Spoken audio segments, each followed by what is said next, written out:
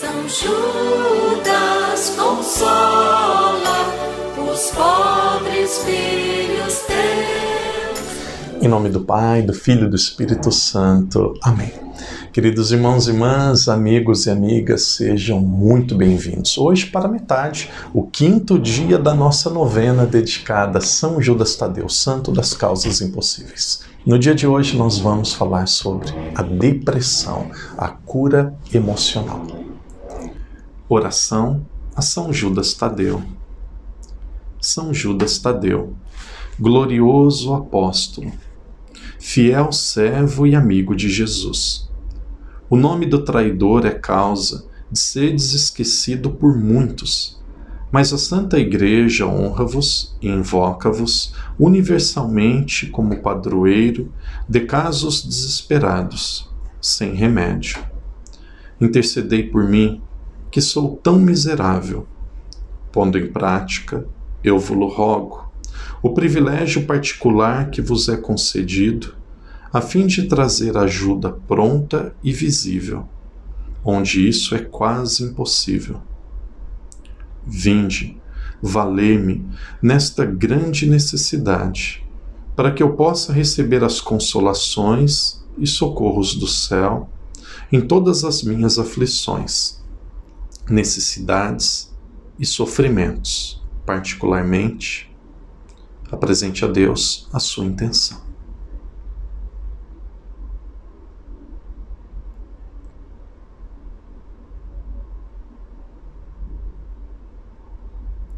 E que possa bendizer a Deus convosco e todos os eleitos por toda a eternidade. Eu vos prometo, bem-aventurado São Judas Tadeu, ter sempre presente esta grande graça e não cessar de honrar-vos como meu especial e poderoso padroeiro, e farei quanto possa para espalhar a devoção para convosco. Amém. São Judas Tadeu, rogai por nós e por todos os que vos honram e vos invocam. Pai nosso que estais nos céus, santificado seja o vosso nome. Venha a nós o vosso reino. Seja feita a vossa vontade, assim na terra como no céu. O pão nosso de cada dia nos dai hoje. Perdoai-nos as nossas ofensas, assim como nós perdoamos a quem nos tem ofendido. E não nos deixeis cair em tentação, mas livrai-nos do mal. Amém. Ave Maria, cheia de graça, o Senhor é convosco. Bendita sois vós entre as mulheres, e bendito é o fruto do vosso ventre, Jesus. Santa Maria, Mãe de Deus, rogai por nós, pecadores, agora e na hora de nossa morte. Amém. Glória ao Pai, ao Filho e ao Espírito Santo, como era no princípio, agora e sempre. Amém. Queridos irmãos e irmãs, amigos e amigas, hoje é o 5º dia. Nesse 5º dia da nossa novena dedicada a São Judas Tadeu, nós vamos falar sobre a depressão. A depressão seguramente é a doença do século. Não conheço nenhuma família que não tem pelo menos uma pessoa que já teve caso, que tem tendência a ter a depressão. Nós que somos católicos, claro, hoje as pesquisas estão mais avançadas, nós temos mais conhecimento, mas não faz muito tempo que muitas vezes pessoas de dentro da igreja diziam: depressão é preguiça, depressão é falta de fé, depressão é coisa do demônio. Não, depressão é uma doença como as outras, que precisa ser tratada de uma forma qualificada, que precisa ser tratada muitas vezes com medicamento, precisa ser tratada com terapia, precisa ser tratada com todos os recursos humanos que existem. Primeiramente é necessário um diagnóstico de saber qual a raiz daquela depressão. Veja, padre não é psicólogo, Padre, não é psiquiatra, essa não é minha área, mas devido a pessoas que eu já ajudei, devido até médico que eu conheço, a psicólogos, o padre vai tentar resumir aquilo que eu acredito, aquilo que eu aprendi com um pouco de contato com esta área. Quando nós falamos da depressão, existem 3 tipos de depressão que podem acontecer com uma pessoa. Existem 3 causas principais. Existe uma causa que é a causa genética. O pai, a mãe, os irmãos tiveram. A tendência da pessoa ter é muito grande. Por quê? Porque aquilo já faz parte das características genéticas daquela pessoa. Nós herdamos características dos nossos pais. Veja, existem pessoas que têm tendência a ter o câncer porque as pessoas na família tiveram, pessoas que têm tendência de perder o cabelo porque os pais e os avós perderam, pessoas que têm tendência de ter um ataque cardíaco porque pessoas da família tiveram, pessoas que têm tendência a diabetes, por quê? Porque avós tiveram. Existem, padre não é médico, novamente, existem pessoas que dizem que nós pegamos muito, nós trazemos muito da segunda geração, características dos nossos avós. Então existe uma depressão que ela é muito genética. E aqui essas pessoas vão precisar de medicamento. Existe outra depressão, talvez essa seja mais comum, a que nós precisamos, de certa forma, que nós precisamos ter mais atenção, que é a depressão devido a um trauma. Aconteceu um trauma, aconteceu uma dor, aconteceu algo muito difícil na vida dessa pessoa. Talvez aconteceu a perda de alguém, talvez aconteceu uma traição, talvez foram coisas na vida que foram acontecendo que isso foi desgastando. A nossa emoção é como se fosse uma corda, e a corda ela vai desfiando, ela vai ficando mais sensível. Muitos falam disso, da depressão tardia. Aconteceu um trauma, aconteceu uma dor, e aí a pessoa ela tinha força, resiliência, ela conseguiu aguentar, e aí depois lá na frente vem história. Emocionalmente ela vai ficando muito frágil.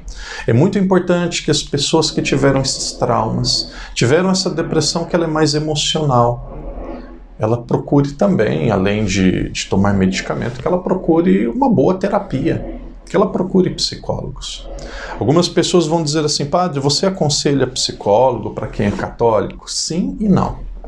Padre, como assim sim e não?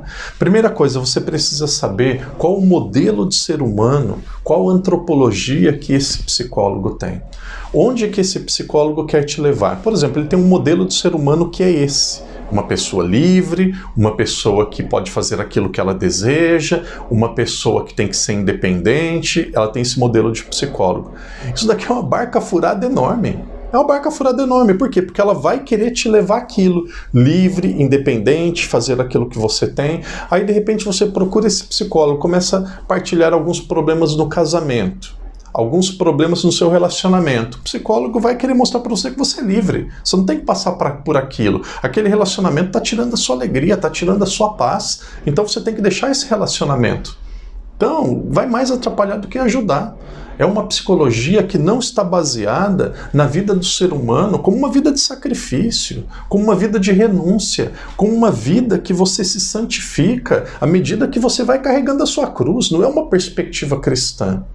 Agora, existe uma perspectiva de ser humano que ela é baseada, que ela tem como modelo Jesus Cristo. Se o psicólogo ela tem essa concepção, a vida humana é dura, a vida ela é feita de sofrimento, você não pode abandonar diante da primeira dificuldade.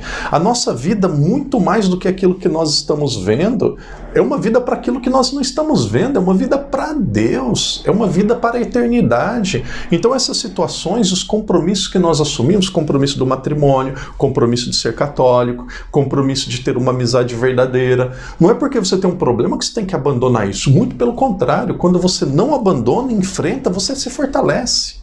Veja, então, se o psicólogo tem esse modelo de ser humano, aí você vai crescer.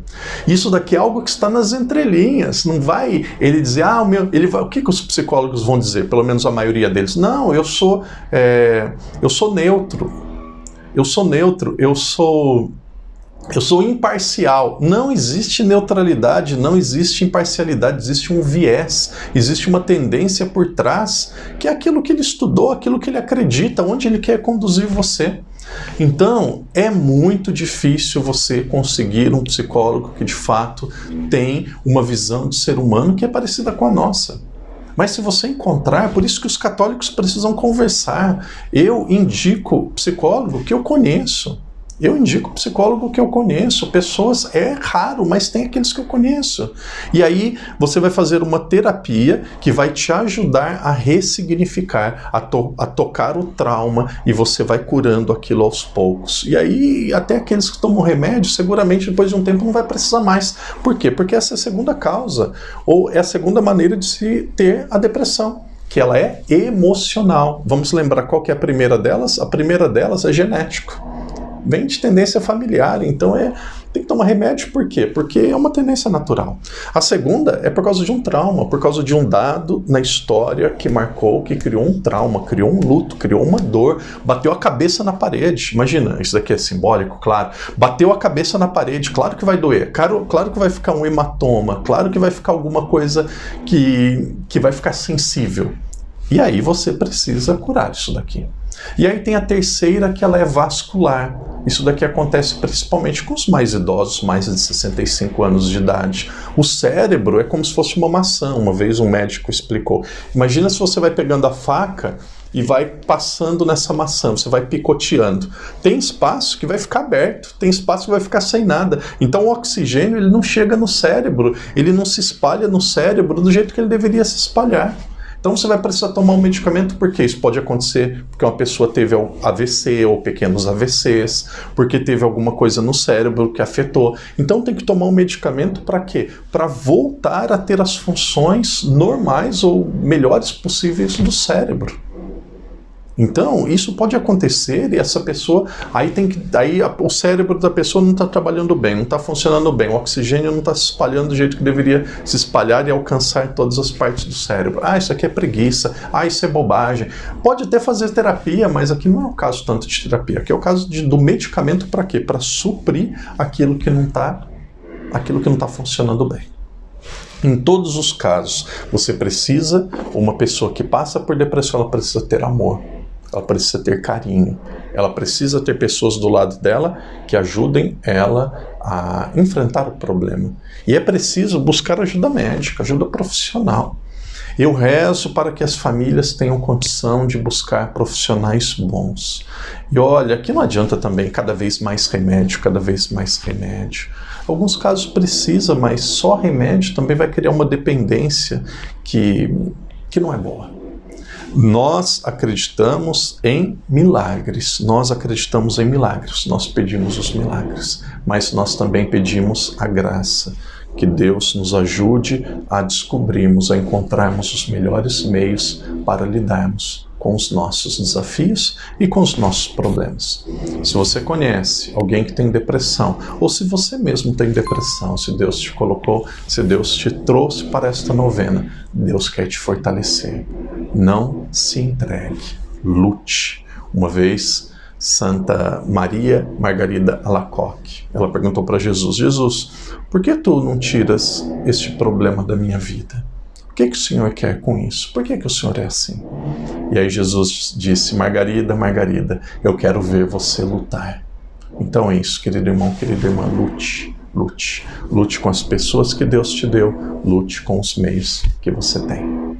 Que Deus te abençoe, que Deus te proteja, que Deus te dê a graça da alegria e da perseverança. Que Deus, que para Ele nada é impossível, ajude você a ser curado. Nós acreditamos na cura e no milagre desta depressão. Em nome do Pai, do Filho e do Espírito Santo. Amém.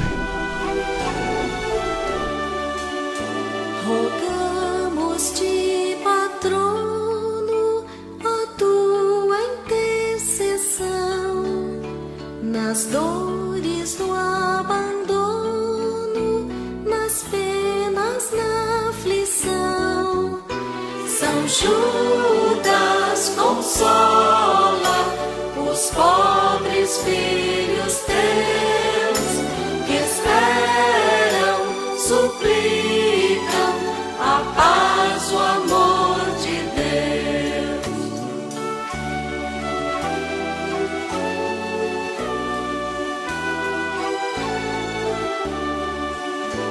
O teu nome esquecido queremos relembrar, tornar querido fazê-lo retumbar. São Judas consola os pobres filhos teus que esperam, suplicam a paz, o amor de Deus.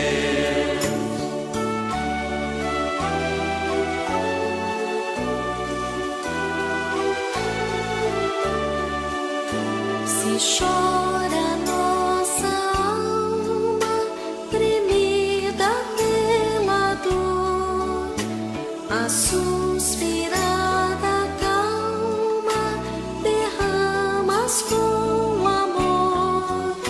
São Judas consola os pobres filhos teus que esperam, suplicam a paz, o amor de Deus.